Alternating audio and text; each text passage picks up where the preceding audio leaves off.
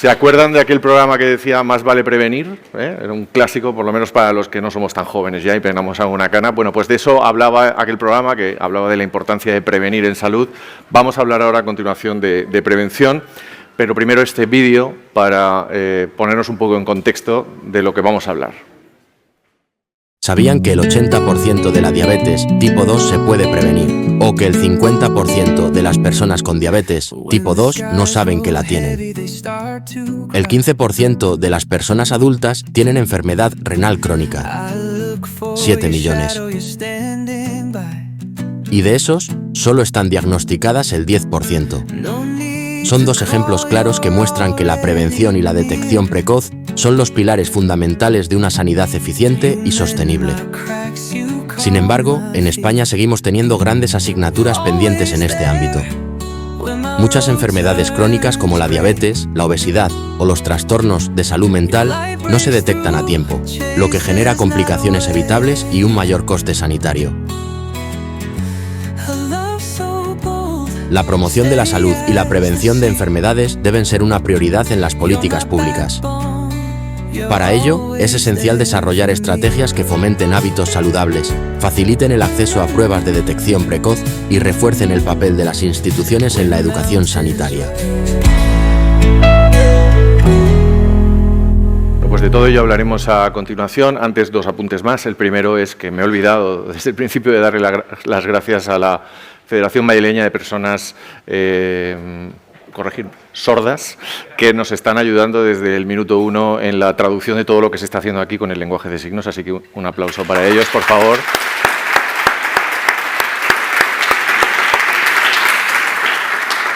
Una antepenúltima pregunta que hemos lanzado a la encuesta y que nos va a servir también para dar más información es esta que veremos ahora en pantalla. ¿Cuáles serían las prioridades en el ámbito de la prevención? ¿Dónde habría que actuar? Hemos dado en esa propuesta varias opciones: vacunación, promoción de estilos de vida saludables, prevención de enfermedades crónicas y salud mental. Como ven, son las dos prioridades que vosotros y vosotras habéis votado, ¿no?, mayoritariamente, y la promoción de estilo de vida saludables, otros no sé. En fin, esta fotografía también es interesante para poderla incluir.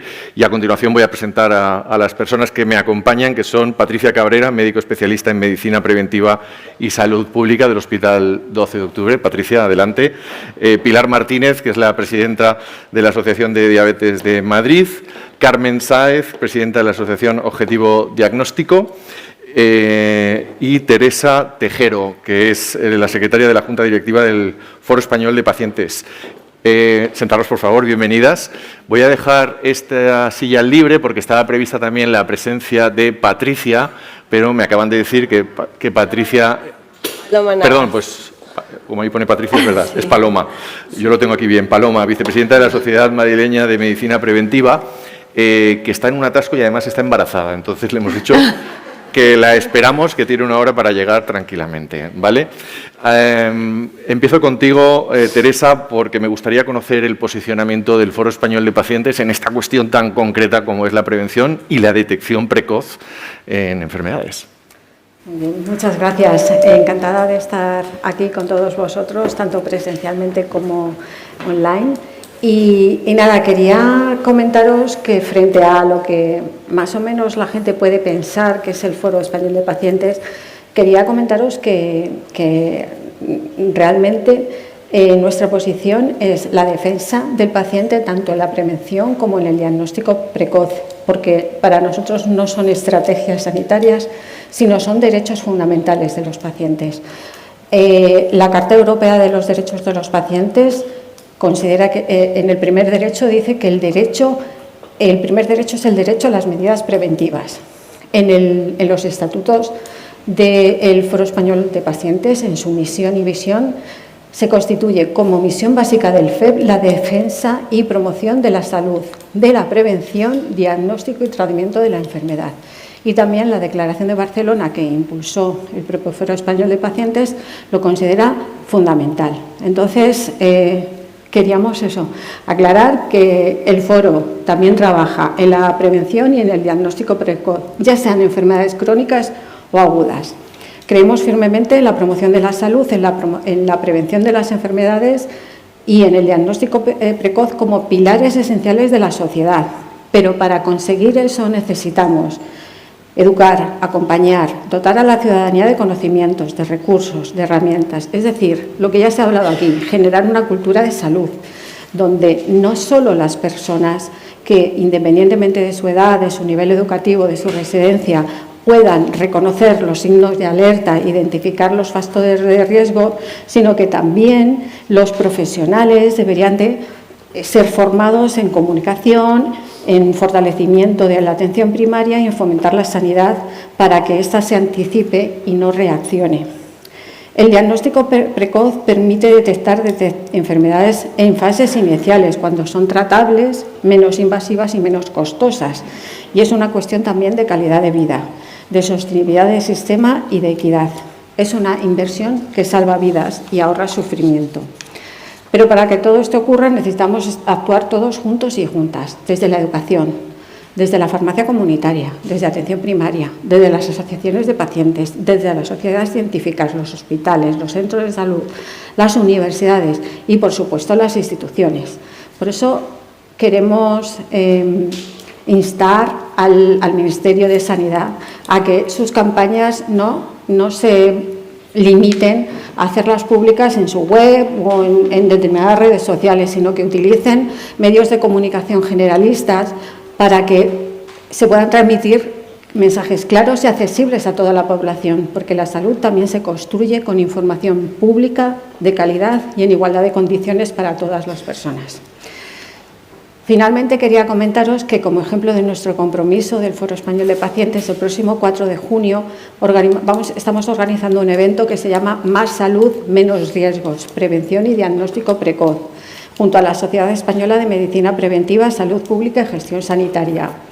Tendrá lugar en el Hospital Universitario de la Princesa, se puede seguir por streaming, pero ya se pueden inscribir todos y todas, con lo cual os invito a que os inscribáis a través de la página web del Foro de Pacientes, que es forodepacientes.org, porque creemos en una sanidad que previene y detecta a tiempo, que acompaña y que cuida, una sanidad que pone a las personas en el centro, y porque si no actuamos con anticipación llegaremos demasiado tarde. Le voy a pedir a mis compañeros técnicos que pongan aquí en pantalla esta campaña, que la recibimos ayer por la tarde, porque esté expuesta en la pantalla mientras seguimos con el debate, ¿vale? Y que estará allí toda la información de esto último que nos ha contado Carmen, de esta campaña de prevención. Bueno, con respecto a lo que ha dicho, Teresa, Carmen, Pilar, Patricia, ¿qué opináis? Por favor. Que yo chillo. Buenas tardes, muchas gracias por darme esta oportunidad, porque las personas sin diagnóstico todavía estamos muy invisibles. Como me ha presentado Ángel, yo soy la presidenta nacional del colectivo de personas sin diagnóstico. Estamos muy cansados de oír ¿para qué queréis un diagnóstico? No es necesario un diagnóstico, no hace falta un diagnóstico. Y esto es así. Todavía seguimos en el siglo XXI oyendo esas cosas, de familiares, amigos, incluso de médicos. Estamos cansados de oír que hay que hacer un diagnóstico precoz, por supuesto, pero queremos una realidad. No queremos que nos digan eso y al mismo tiempo los propios clínicos nos están diciendo necesito que empeores para ver por dónde seguir. ¿Cómo me vais a prevenir algo que ni siquiera me estáis ayudando a diagnosticar? ¿Qué prevengo? Cuando normalmente nuestro colectivo, como habréis por lo menos intuido, es un colectivo de enfermedades muy complejas y casi todas son genéticas, de mutaciones. Algunas son desde que nacen los nanos y otras veces son espontáneas, a los 40, a los 50. Tenemos gente que ya nace sin un diagnóstico. Tenemos gente que muere sin un diagnóstico después de 50 años. Entonces, creo que está fallando algo. Está fallando algo y bastante. No podemos...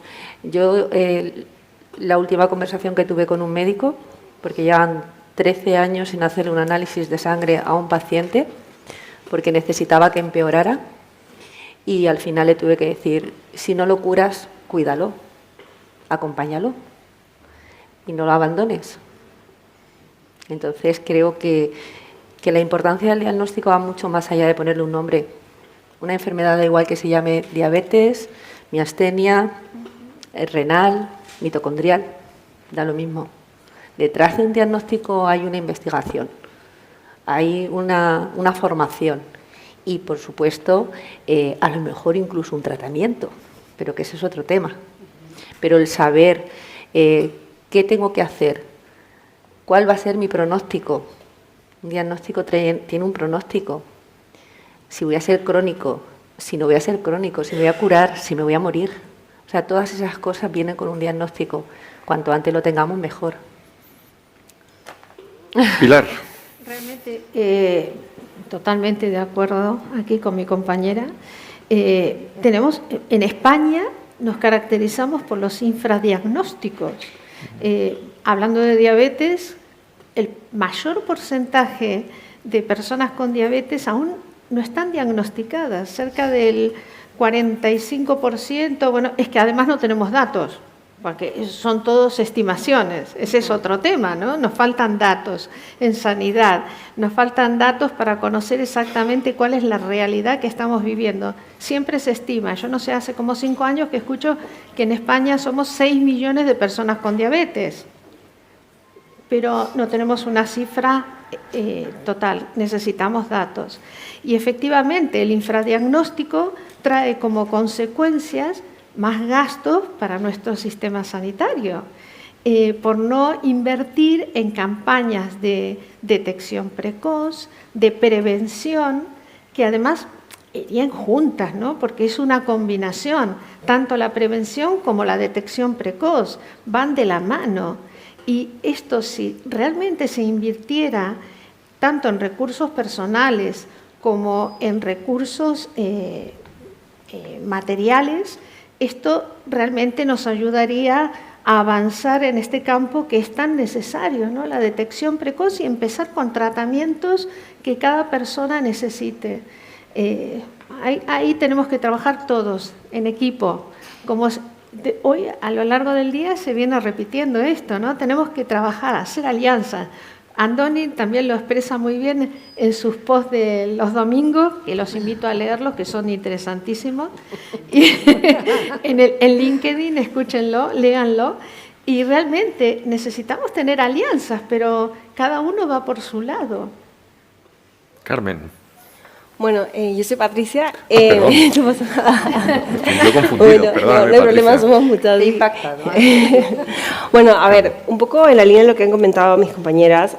Primero, efectivamente, la salud es un derecho de todos, pero las personas que participamos en salud no solamente somos los sanitarios desde este lado, las sociedades científicas, sino también se ve con el tiempo de que los pacientes tienen un rol estelar, y por eso es que el tema de la educación y la promoción de la salud en hábitos saludables, así como el conocer y el empoderar al paciente para demandar cierta información o accesibilidad a ciertos recursos del sistema, también es importante. Es curioso que en estas épocas en las que tenemos acceso en el bolsillo a millones de datos, la desinformación nos tenga a todos un poquito confundidos.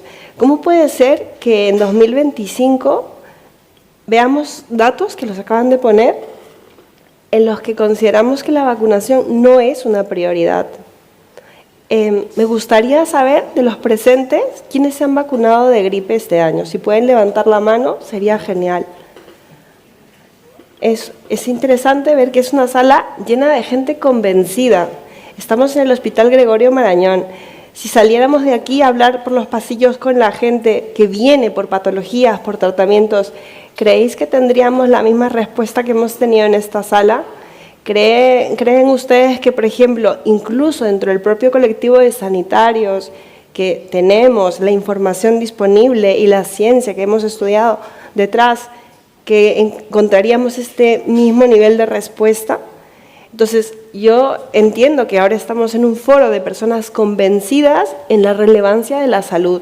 Y es verdad que a todos, nosotros los primeros, nos gustaría que la ciencia a veces fuera más ágil para responder a las necesidades de todos los pacientes.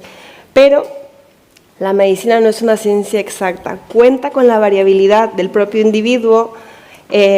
Los desarrollos científicos, la innovación, no van necesariamente con la velocidad que todos necesitamos, pero es verdad que los grandes avances científicos los hemos tenido en los últimos 50 años, nos queda mucho camino.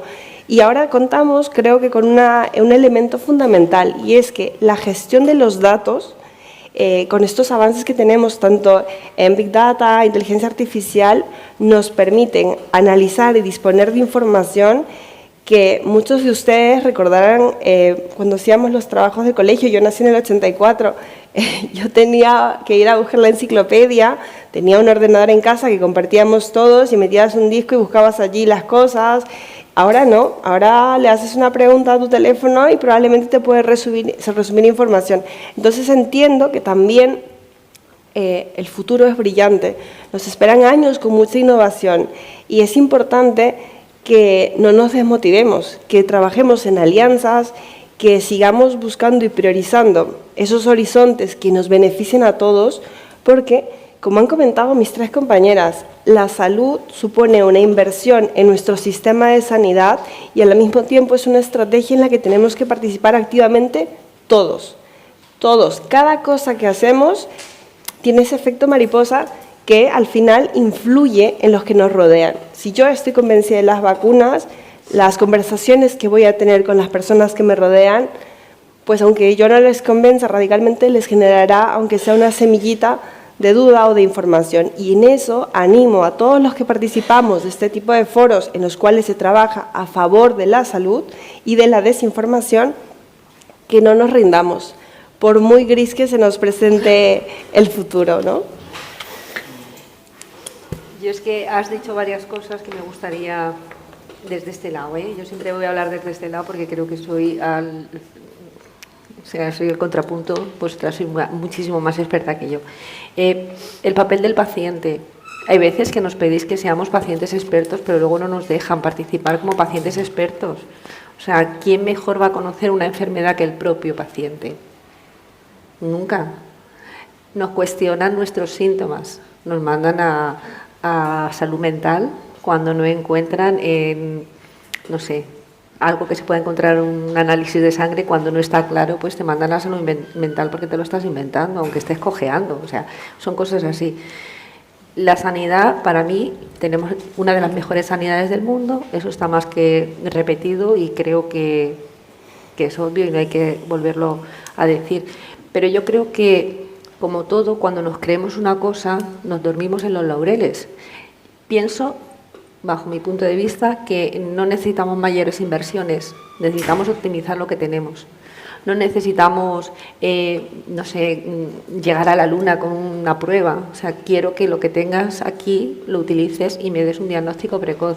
No me puedes tener 18 ni 20 años cuando tú en tu mano tienes una serie de baterías, sobre todo los médicos lo entendéis mejor que yo, hay unos protocolos para unos síntomas y que si a la primera de cambio pues esos síntomas no funcionan, pues a lo mejor hay otras pruebas que son mucho más profundas, pero ¿qué pasa? Que cuando un paciente complejo, crónico, va teniendo varias patologías o varios síntomas distintos del estómago, la respiración, los ojos, el oído, el pie, la mano, te van mandando y entonces empiezas, médico de cabecera, hasta el primer especialista 6 meses. Me repite las mismas pruebas porque, claro, las de aquí no valen, pero al mes me mandan al otro y las pruebas que están las puertas juntas no me sirven. Vuelvo a repetir pruebas y vuelvo a repetir y vuelvo a repetir. Cuando tengo todo lo que necesitan, a lo mejor han pasado 3 años y entonces tengo otros síntomas totalmente distintos o más agravados que entonces tengo que volver a empezar. Con lo cual, esto es un periplo tremendo que, aparte de la prevención de vacunación y tal, creo que todo esto hay que dar una vuelta. Hoy se han oído muchas cosas, que desde el Ministerio se está trabajando mucho, pero ¿para cuándo eso realmente va a llegar al final de la pirámide que somos nosotros? La puerta del deber está muy claro, ellos lo tienen muy claro. Esto se va a solucionar así, así, así. Perfecto. Y yo me lo creo. O sea, yo ya os digo que yo llevo menos tiempo que vosotros en esto, yo llevo 4 años y en todos los congresos me encuentro los mismos discursos, pero a nosotros como pacientes ni nos están mejorando los diagnósticos, ni nos está mejorando la prevención, ni las cronicidades las tenemos como... O sea, es una cosa que todavía eso no ha calado en nosotros porque no nos ha llegado efectivamente. Perdóname en este punto que recibamos a Paloma Navas, que la tengo de pie y no quiero que esté mucho más tiempo de pie. Un fuerte aplauso para Paloma Navas, que es la vicepresidenta de la sociedad. Muchas gracias. Bienvenida.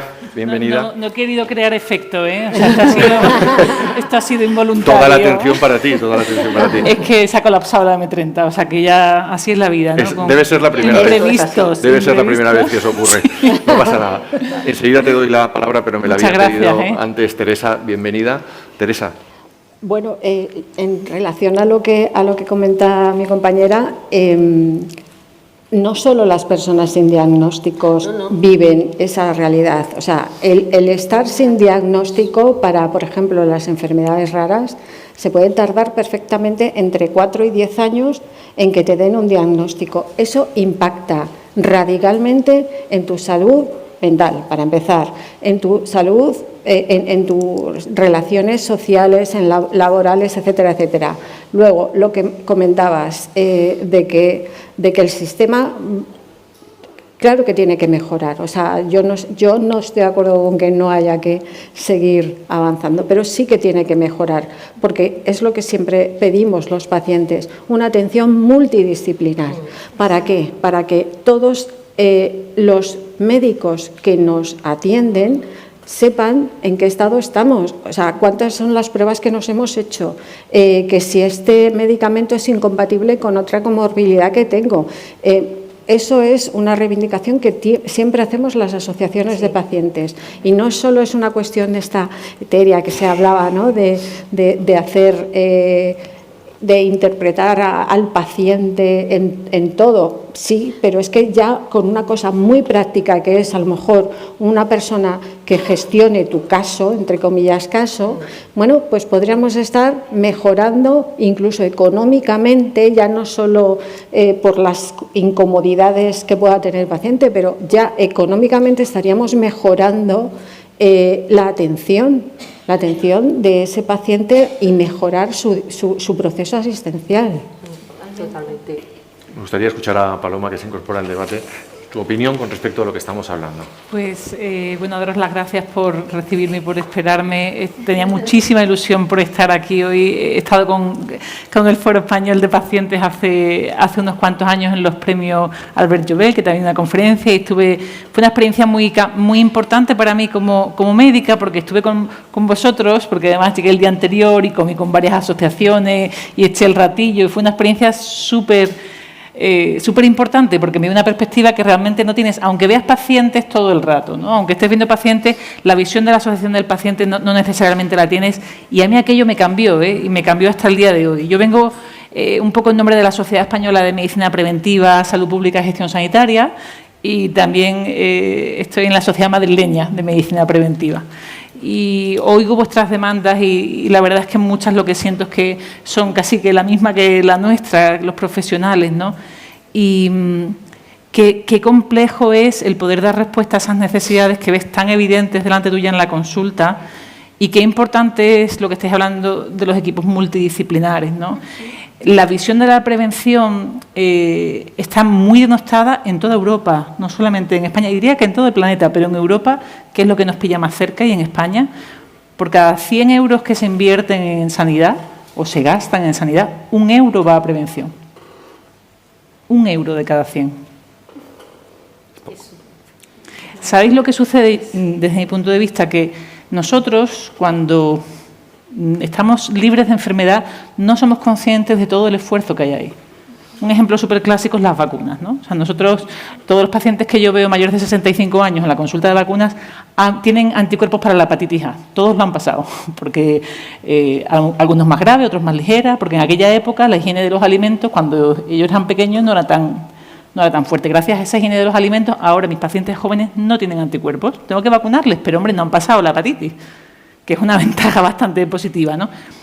No son conscientes, esa generación de gente joven que tiene anticuerpos, o de aún más jóvenes que tienen muchas más vacunas de las que yo he tenido, de la suertaza que tienen. O sea, es que digo, pero es muy difícil de transmitirle eso a las personas, ¿no? Valora que estás libre de esa enfermedad. Entonces, por eso creo que vosotros sois tan importantes, porque esa conciencia de salud-enfermedad, de la importancia del sistema, de cómo impacta eso en vuestra vida, es la que nos puede ayudar a que una sociedad como la nuestra, que lucha por la prevención, tenga un poco de voz, porque somos una sociedad pequeñita también. Entonces, a mí, no me entristece tener tantas necesidades no cubiertas, y es lo que veo cada semana. Pacientes que están rebotados de 28 sitios, que es lo que vemos en la consulta de vacunas, que son personas con enfermedades complejas, inmunosupresión, que han tardado mucho tiempo en un diagnóstico, que están extenuados física y psicológicamente. Y se pasa mal y a la vez dices, vamos, que podemos dar otro pasito. Y por eso nosotros desde Preventiva, con esos pasitos pequeños que son una consulta de vacunas, es que le facilitamos la vida a la gente de una manera, porque ya es que no tienes que dar 25 vueltas. No te preocupes que yo te digo, nosotros nos encargamos, te hacemos un calendario, tú vienes, vuelves a venir. La enfermera te va a decir qué días son. Que te encuentras mal, nos avisas por teléfono o por correo electrónico, cambiamos el día. Que tú prefieres vacunarte muy despacito porque te encuentras con muchas molestias físicas, vamos muy lentito. No tienes que ponerte 7 vacunas a ver si tú no quieres. O sea, nos adaptamos, ¿no? Pero desde la Sociedad de Medicina Preventiva nos pasa eso, que es que al final nosotros no prescribimos medicamentos, ¿entendéis? Y evitamos enfermedades, entonces no tienen la misma visibilidad que otras. Pero fíjate que después del COVID, que con el COVID todo el mundo quería vacunarse haciendo colas, se olvidaron ya de la gripe. Y ahora tenemos más muertes por gripe que por COVID. ¿Y cómo llegamos a todas esas personas que han abandonado? Nos faltan campañas de concienciación en la población. Necesitamos llegar a toda esa población. No puede ser que esté bajando el porcentaje de población que se vacuna. ¿Cómo lo hacemos? Tenemos que encontrar una solución a todo esto porque realmente las campañas de vacunación es la mejor prevención que tenemos para tantas enfermedades, ¿no? Y además ahora están apareciendo nuevas enfermedades. El sarampión está surgiendo otra vez, ¿no? Me imagino que eso también es por la falta de control de poblaciones que vienen de otros países también, ¿no? Que traen todos estos virus. Casos importados. Y son importados, Patricia. yo creo que sí, ¿no? Bueno, tú de eso sabes más. Ahí Bueno, nos puedes dar la clase magistral. Bueno, en realidad creo que, retomando un poco lo que estaban comentando, yo creo que es importante, y lo ha dicho el compañero enfermero que estaba un poquito antes de nosotras, respecto a lo de los datos que, bueno, por coger los datos que hemos dicho todos, ¿no? Tenemos que trabajar en la interoperabilidad de los sistemas. Es verdad que, como dice Paloma, los pacientes hacen un periplo como de Semana Santa, pasando por un montón de estaciones y repetimos pruebas y eso, por supuesto, perjudica el sistema sanitario. Entonces, es un esfuerzo adicional para que ya no solamente se puedan ver esos datos entre hospitales de la misma comunidad, que tenemos diferentes programas de historia clínica, que el médico a veces de cabecera no puede ver necesariamente los informes que tenemos en especializada. Entonces, ese trabajo yo entiendo que está en camino, todos tenemos esperanza y esperamos que llegue porque, como repito, estamos en épocas en las que ese desarrollo de digitalización está en marcha, entonces tiene que llegar al que realmente lo necesita, que es al usuario. Y luego, por otro lado, es verdad que en respecto a lo que es vacunación, que es un tema que nos toca a los preventivistas porque lo llevamos en nuestro ADN, es curioso que en Europa las vacunas están viéndose afectadas por su propio éxito. Los menores de 50 años probablemente no conocen a nadie que tenga secuelas de polio, no tengan ningún amigo que tenga un caso grave de sarampión.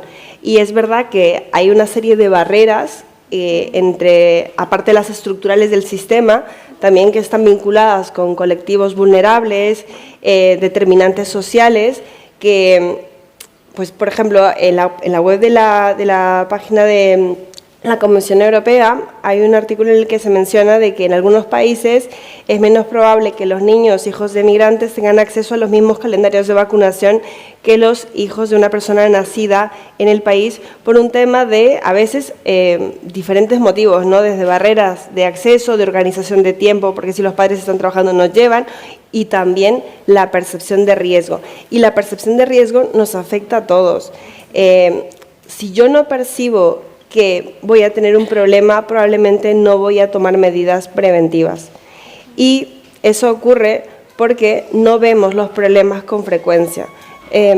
Al final, ese beneficio de las vacunas hace invisible lo que en otros lugares del mundo es frecuente, las altas tasas de mortalidad vinculadas con las infecciones. Y ya no solamente las que son pediátricas, es que algo que llama mucho la atención es que la carga de enfermedad, por ejemplo, asociada a infecciones respiratorias, como puede ser gripe, como puede ser COVID, como puede ser neumococo, no viene acompañada de esa disponibilidad de datos que quizás todos necesitamos ver para convencernos de que yo también necesito esa vacuna.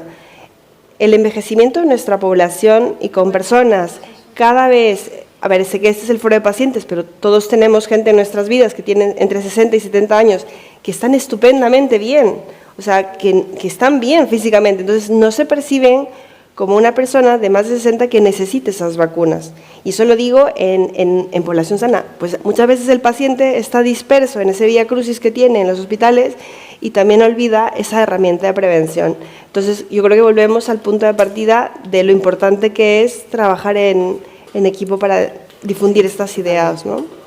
Adelante, Cristina. Yo creo que las dos claves son trabajar en campañas amplias de concienciación, que es un poquito lo que estás comentando, pero también, y ahí también hablo como paciente, creo que quien es nuestro director de orquesta es el médico. O sea, nosotros no creo que haya una población tan amplia aquí en España contra las vacunas. Lo que tiene es una desinformación y quien le tiene que dar la información es su propio médico. Entonces, una reflexión que he tenido a lo largo de este foro es que hablamos mucho de atención primaria como el pilar fundamental, pero ¿qué hace el sistema para promocionar esa atención primaria? Nada, nada. Es decir, es un pilar en el que no invertimos, que no priorizamos.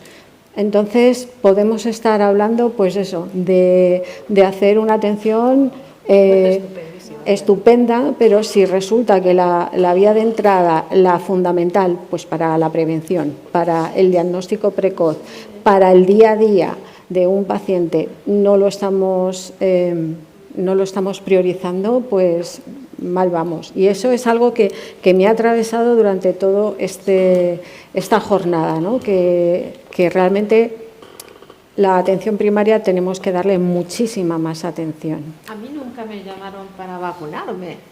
Siempre he estado atenta de las fechas de vacunación, pero no hay una campaña de llamar a los pacientes y especialmente a los de más riesgo, ¿no? Que eso tendría que haber un sistema de comunicación directo cuando te llaman desde el centro de salud. Tienes que venirte o desde el hospital, hacerte un cribado de mamas. Yo enseguida me lo apunto y voy, pero si no te llaman directamente el sistema sanitario, es que mucha gente pasa totalmente y no toman conciencia tampoco. Pero lo que dice Teresa, ¿no? Realmente tendría que partir desde atención primaria, llamando, contratar gente que se encargue de llamar a las bases de datos de los pacientes y decirle, oye, que te toca la vacunación, ¿no? Recordar, creo que sería fantástico y que ayudaría a mejorar el nivel de vacunación. Me ha pedido la palabra Carmen y luego Paloma. Pues ya he recogido opiniones de todos y voy a contestar. Hay una prueba que sabemos todos que es la mejor que hay para prevención de enfermos crónicos, que es el cribado neonatal, que tenemos una inequidad tremenda en España. No puede ser que en comunidades hayan 20 y en otras hayan 40. Yo vivo en Elche, en la provincia de Alicante, y estoy a 40 minutos de Murcia. En Elche hacen 11 y en Murcia hacen 40. Mi hija está en edad de tener hijos y ya le he dicho que su bebé va a ser murciano. Con eso lo digo todo. Y eso sería dentro de la prevención totalmente. O sea, nos ahorraríamos y sería, mirando los números, sería súper económico prevenir con una prueba de cribado. Y lo de los datos, a mí lo que me sorprende todavía en el siglo que estamos y en el año que estamos, en Elche hay 2 hospitales. Yo voy a hacer referencia siempre a mi pueblo, porque siempre, además, Elche es un pueblo grande, pero es un pueblo. Andando de un hospital a otro puedes tardar 25 minutos. No se comunican. telemáticamente ni por internet ni nada. O sea, tú si te mandan una prueba de un hospital a otro, tienes que llevar el papelito de un hospital a otro porque no hay comunicación. Y me sorprende porque Hacienda somos todos y en Hacienda tienen los datos de todos.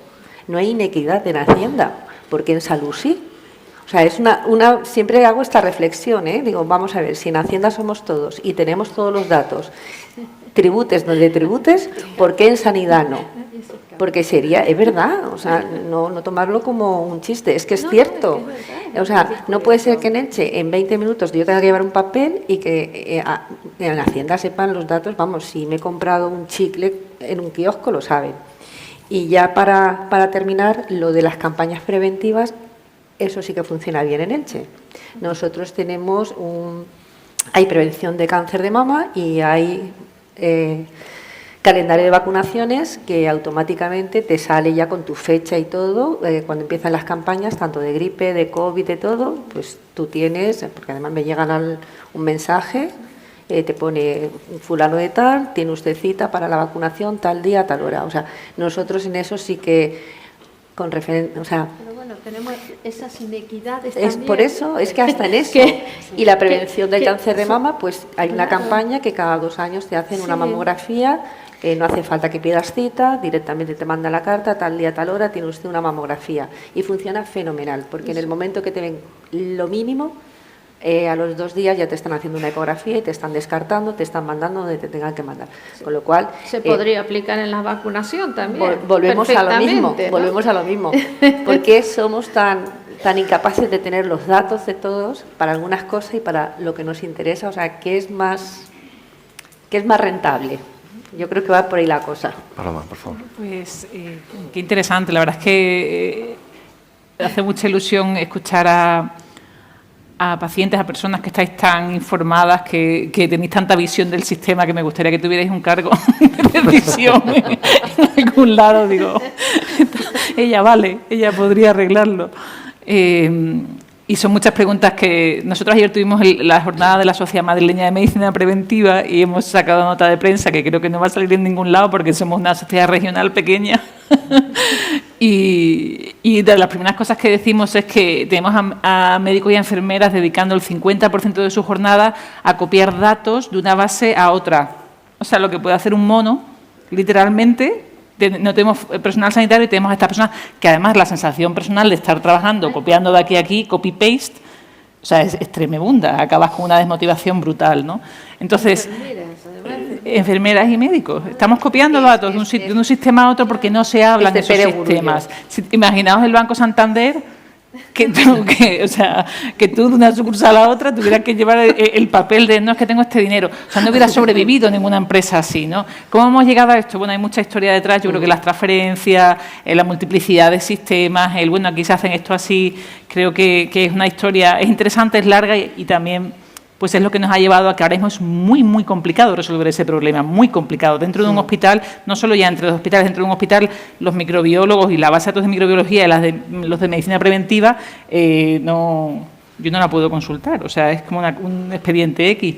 Entonces, a mí me gustaría añadir algo más a esto, como también un poco de los mensajes que yo quería transmitir a las asociaciones y a la gente sobre la prevención, ¿no? Y algo que yo veo en la consulta y que atiendo mucho.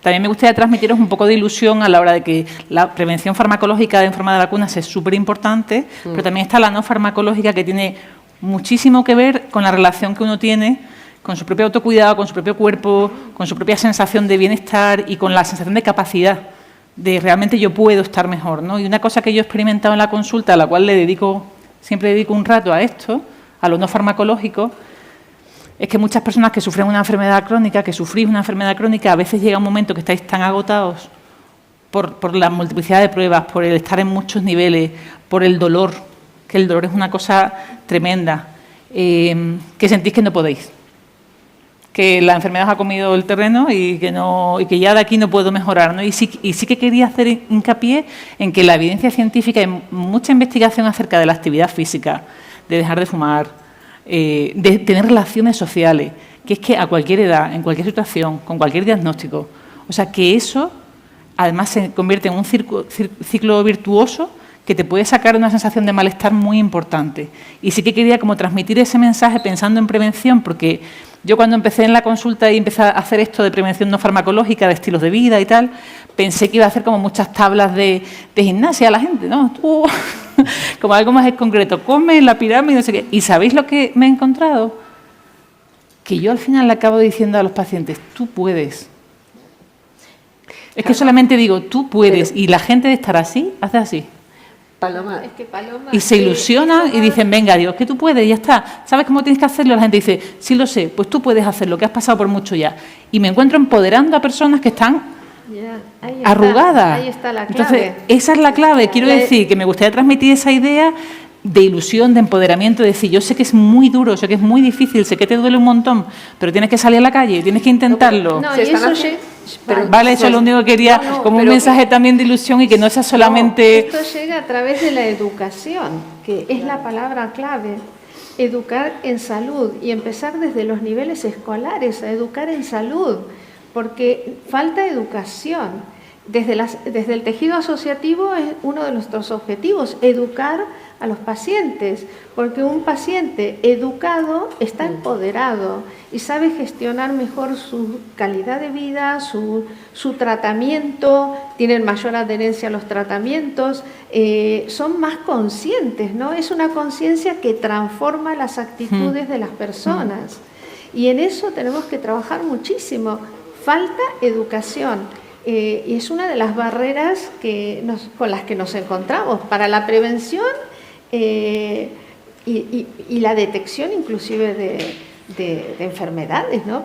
Pero luego lo que está diciendo Paloma, allí en Elche funciona muy bien porque los centros de salud, sobre todo el que yo tengo cerca, es de un barrio, el barrio más antiguo de Elche, el barrio del Raval, y ahí han hecho una medicina comunitaria que lo que hacen es que están arreglando el barrio y arreglan jardines y tienen un huerto y tienen unas historias que hay muchos pacientes, hay salidas saludables, paseos saludables que le llaman, no son ejercicios, son puntos de contacto con gente que salen, pasean por los huertos. Allí somos el palmeral de Europa, con lo cual tenemos unos huertos preciosos.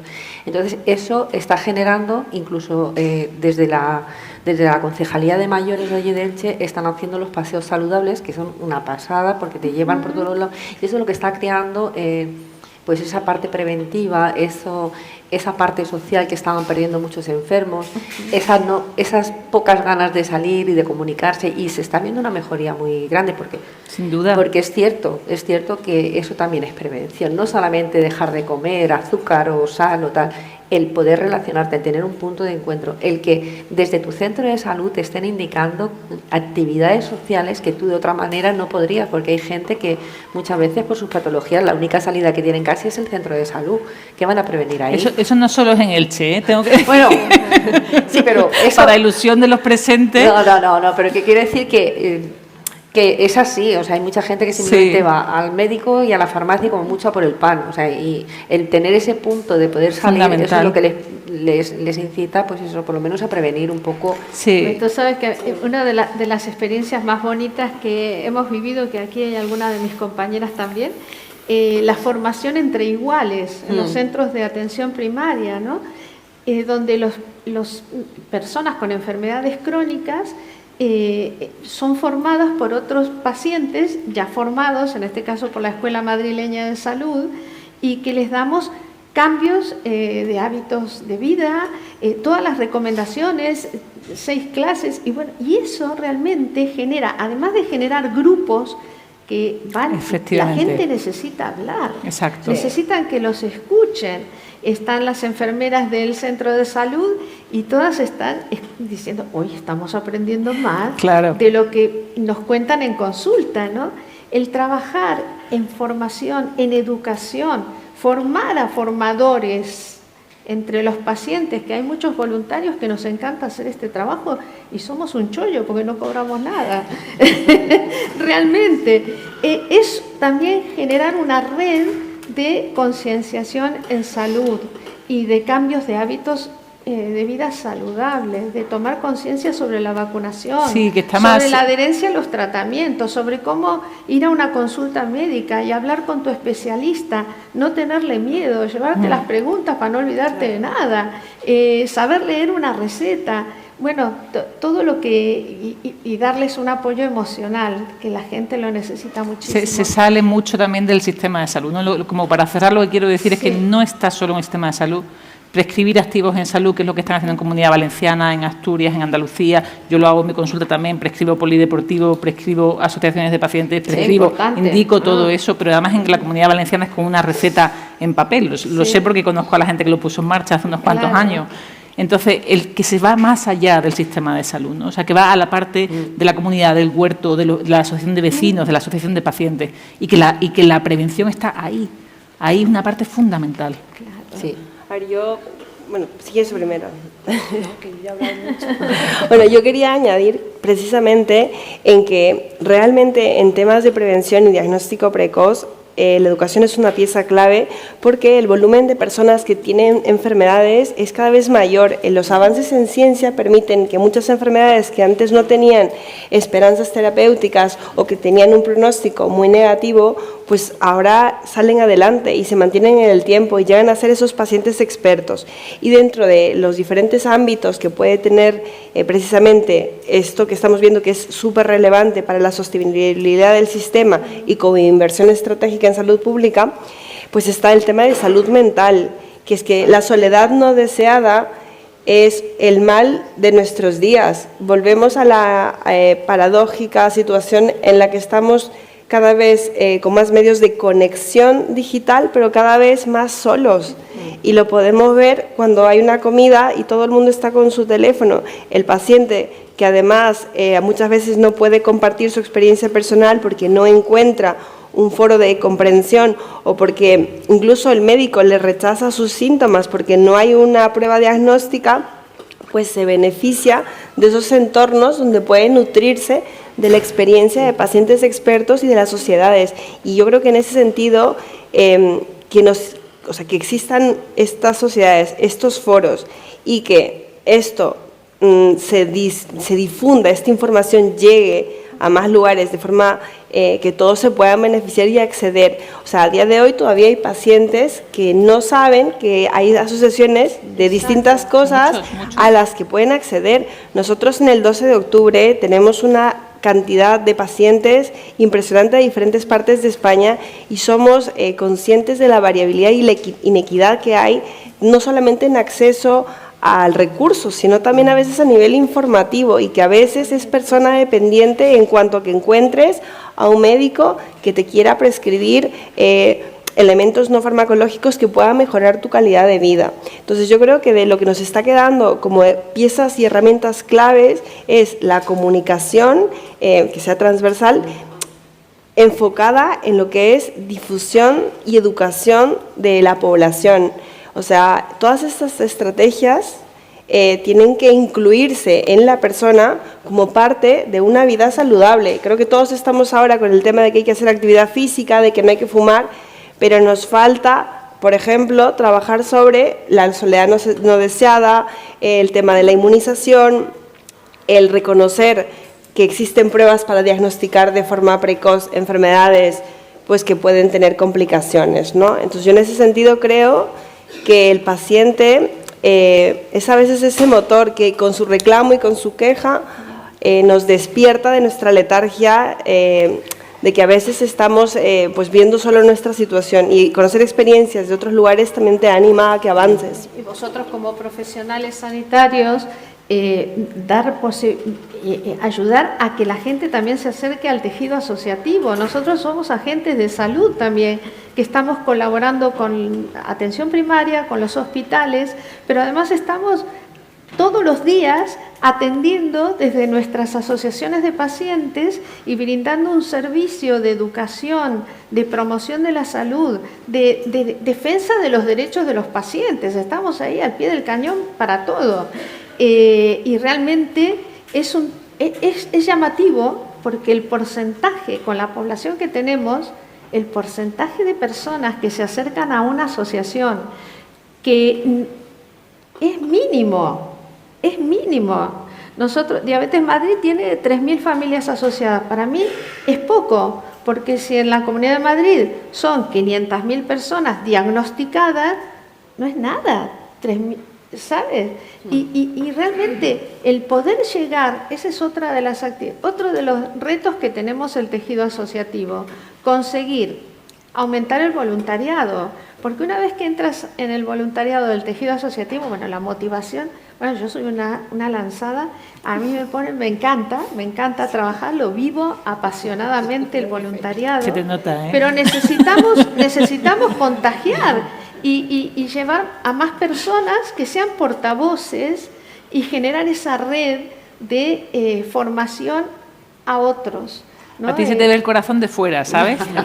No te hace falta, bueno, en general no hace falta radiografía, ¿sabes? Como que de fuera ya vas. No, realmente me apasiona. Sí, ¿no? Y los que estáis aquí sois personas muy vocacionales, porque mucha gente dice, bueno, esto es mi problema individual, pero decir, no, voy a luchar por esto. No que te quiero interrumpir, que da tu turno. Otra apasionada. Otro corazón. No, pero ella cobra. No, pero tú eres la que te llevas la medalla de... No, ¿qué va? Eres una super... ¿Sabes qué pasa, Paloma? Que cuando te metes en este mundo, cuando empiezas con una enfermedad, cualquier enfermedad, da igual, ¿eh? Aquí cuando empiezas con el primer síntoma, pues empiezas a machacarte con los porqués. ¿Y por qué? Y bueno, y no encuentras la respuesta a los porqués, no. Pero en el momento que tú lo cambias, ¿para qué? Esa es la pregunta que yo... Sin duda. En el momento que cambias ¿para qué? Entonces ahí le encuentras una respuesta. Y entonces te haces generoso con lo que tienes, que es tu tiempo, es lo único que puedes aportar. Hay veces que dejando otras cosas de lado, pero lo haces a gusto, lo haces bien. Porque crees en el sistema, crees en los profesionales, crees en la buena voluntad de las personas y crees que esto puede mejorar. Porque si no, te quedas en tu casa. Es que eso además da una sensación de propósito, que es otra de las cosas que yo pregunto en la consulta, antes de que los pacientes en el Escorial entren a mi consulta. Digo el Escorial porque estamos ahí en la sierra y también estamos un poco abandonados, ¿no? Y muchísimos de mis pacientes, la mayoría no conocen las asociaciones. O sea, yo les busco directamente en consulta, empiezo a ver, no sé qué, digo, mira, te imprimo 3 asociaciones. Oh, no se me había ocurrido, llevo 15 años enfermo, no se me había ocurrido esto, ¿no? Y les pregunto antes de que entren en consulta, les hago un cuestionario de estilo de vida y de qué prioridades tienen ellos para mejorar. O sea, porque si tú fumas y no quieres dejar de fumar, yo no te voy a hablar de ese tema, porque sé que estoy perdiendo el tiempo, estamos perdiendo el tiempo los dos. No te voy a reñir, no te voy a dar una teórica, pero si tienes un interés en cambiar alguna cosa, sí, ¿no? Y les pregunto, ¿sientes que tu vida tiene un propósito? Todos los días, casi todos los días, nunca, casi nunca, ¿no? Es interesantísimo ver las respuestas a esa pregunta. Primero porque es un concepto que la gente no se ha planteado y porque veo como varios tipos de personas que tienen muy clara la respuesta y que te dicen sí, y que generalmente el dolor interfiere menos, o sea, consiguen hacer más actividades porque tienen un objetivo, y personas que empiezan a flaquear en el propósito. Y se ha visto una asociación con la falta de propósito vital, la calidad de vida, incluso la mortalidad. O sea, cuando tú ya no tienes un motivo, cuando tú ya no tienes un para qué, es que te afecta a cada una de las células de tu cuerpo, ¿no? Entonces, construir ese para qué, el yo me levanto para esto, que al final es una elección súper personal y súper íntima. O sea, yo creo que como mucho lo que podemos hacer desde una consulta y con muchísima humildad, que creo que eso nos falta, la verdad, a los médicos, con muchísima humildad, porque al final cada uno está viviendo una vida y tú habrás estudiado medicina y tendrás una especialidad, pero estás aquí improvisando como el resto, que eso me gustaría que la gente... Estamos improvisando igual que el resto, porque esto de vivir, a vivir también se aprende. Entonces, como mucho puedes hacer, yo creo que como una pregunta, como una sugerencia, como una cosa muy delicada, muy humilde, diciendo, pues mira, esto a lo mejor, ¿sabes? Tener una ilusión por la mañana es algo muy importante. A lo mejor le puedes decir esto te va a cambiar la salud. O sea, el fármaco es fenomenal, pero que tú tengas una ilusión de levantarte... Entonces, esa idea también me gustaría compartirla con vosotros, ¿no? Que ese sentido de propósito que tenéis... oscura. A colación de lo que estás diciendo, sobre todo en los casos de los bebés, cuando te llama un padre y siempre normalmente llora por lo que no hace su hijo. Es que mi hijo tiene 2 años y todavía no. Y cuando tú le dices, ¿pero te has dado cuenta lo que hace? Normalmente se queda como, o sea, notas como ese bofetón que dice, es que no habla, pero sonríe. Sí, pues está comunicando contigo. Hay que darle la vuelta. Entonces, dándole esa vuelta, lo vas sacando y le estás previniendo. Yo creo que siempre le previenes un poco como esa es esa flagelación constante con tu problema. O sea, vamos a darle la vuelta a todo esto y prevenimos muchas cosas, buscando siempre lo positivo. En esta vida siempre tenemos que tener un rayo de luz. Entonces y eso es lo que nos hace prevenir muchas, en nuestros casos como o cuidadoras o como enfermos, lo que nos hace es prevenir unas depresiones tremendas y estar llorando por los rincones. Y secuelas físicas y hábitos que no son saludables. Exacto. Sí. A veces van acompañados de pérdidas de empleo, que eso lo veo yo en muchos pacientes, ¿no? Que tienen un tema de precariedad laboral muy importante porque tienen esa dificultad, o sea... Mira, a mí me ha pasado con estas formaciones con enfermedades crónicas que yo tengo diabetes, pero ya me digo, yo solo tengo diabetes, porque realmente no empiezas a empatizar con los demás, a meterte en la piel de los demás y darte cuenta que todos tenemos muchas cosas en común, muchas necesidades que son comunes a todos, ¿no? Realmente.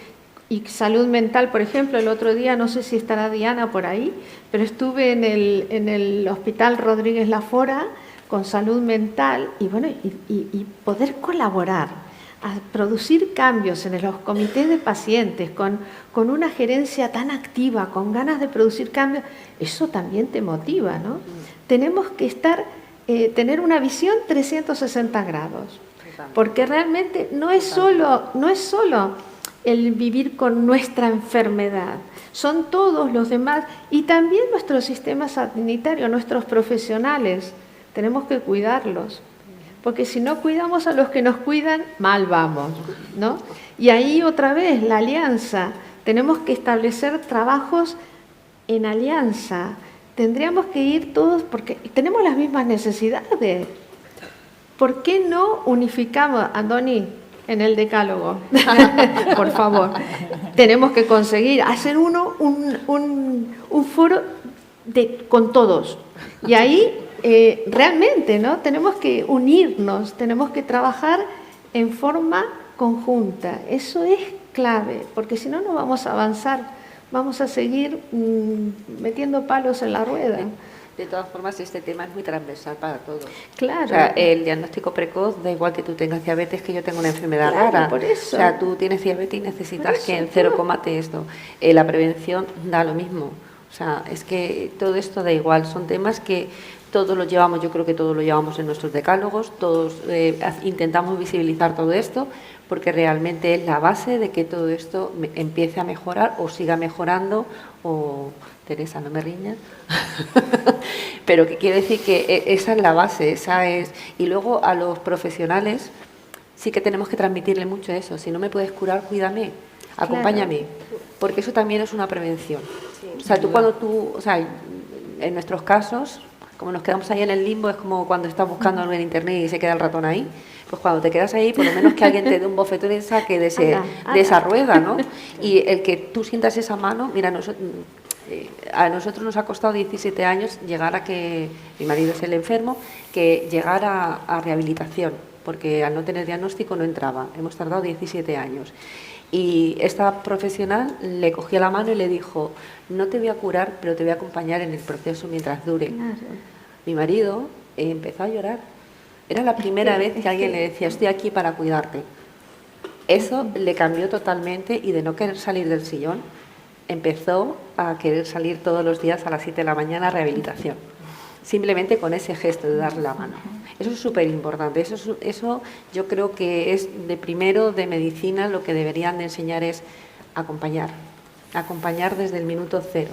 Porque no todos los diagnósticos son tan fáciles como estás constipado. A mí cuando iba a estudiar medicina, yo estudié medicina aquí en Madrid, pero yo soy de Cádiz, no sé si, porque hablo muy madrileño, ya. No se te ha notado, Paloma. Y eso que no he venido disfrazada de chirigota ni nada. Pues cuando estaba allí, antes estaba en COU, que en aquella época había COU, y entonces yo quería hacer medicina y me cruzo por la calle con el director del colegio, que resulta que su hermano es médico.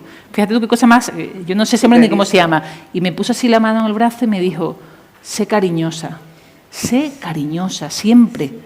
Yo no había ni empezado la carrera. Bueno, pues ¿qué creéis que le digo yo a los alumnos en la clase de medicina? Ser cariñoso. Digo, ser cariñosos, mirar a la gente a la cara, mirarles a los ojos. O sea, porque la consulta es en sí un acto terapéutico y hay evidencia científica de eso. Tú puedes tener una persona que se sienta mejor. ¿Cómo vas a desaprovechar esa oportunidad siendo un sieso? ¿Por qué? ¿Que le vas a echar la bronca a esa persona porque tú es que sabes más?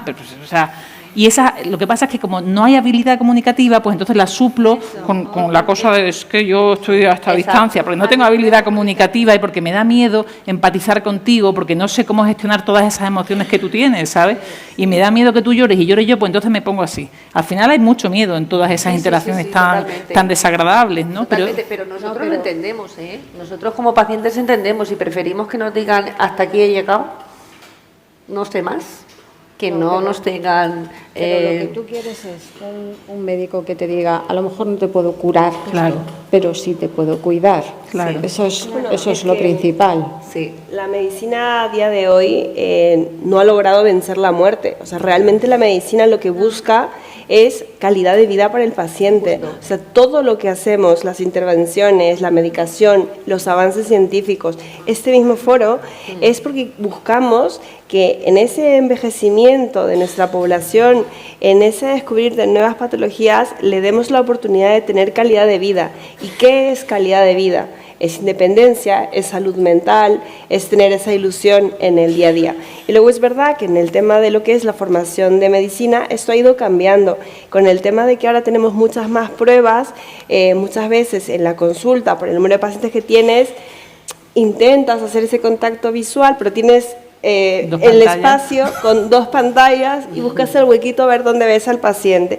Y por otro lado, estás intentando pues buscar contacto visual, pero al mismo tiempo tienes que ir haciendo el informe, ¿no? Entonces, es verdad que también nuestra medicina o la forma de ejercer requiere ese esfuerzo adicional de que cada uno se plantee cómo estoy pasando la consulta. No es solo terminar de ver lo que tengo en la mañana, sino también muchas veces lo que ustedes plantean, ¿no? Escuchar al paciente, responder esas dudas, que no salga a preguntárselas a ChatGPT ni que me salga con su lista de ya las cosas, sino entender qué preocupaciones tiene y responder quizás eso. Y precisamente recordarle, ¿no?, que el médico o el personal sanitario en general, a diferentes niveles, está para acompañar al paciente en el camino de vida que es la búsqueda de salud, que al final es la razón por la que estamos todos aquí y por la que tenemos que trabajar en educar, pues eso, a una búsqueda de hábitos de vida saludables que incluyan todo. Pues con eso nos vamos a quedar, si os parece bien, porque parece mentira, pero ha pasado una hora en la que yo no he hecho ni una sola pregunta y les prometo que tenía como 25 o 30 preguntas, pero... ¿Sabes qué pasa? Una mesa de chicas. El hombre florero he sido yo hoy, no hay problema. Lo asuma con toda la dignidad. Cierra tú, di algunas frases. No, es que hay un montón de frases muy bonitas, pero me quedo con lo que ha dicho Cristina, que además son las palabras del fundador de este foro, ¿no? Que es, prefiero que si no me pueden curar, pero que me cuiden. Exacto, sí, señor. Que me diga que no me cure, pero que por lo menos me cuide. Ángel, si me permites, simplemente... Muy breve, por favor. Es súper breve. Mañana, como cada último viernes del mes de abril, es el día de las personas sin diagnóstico.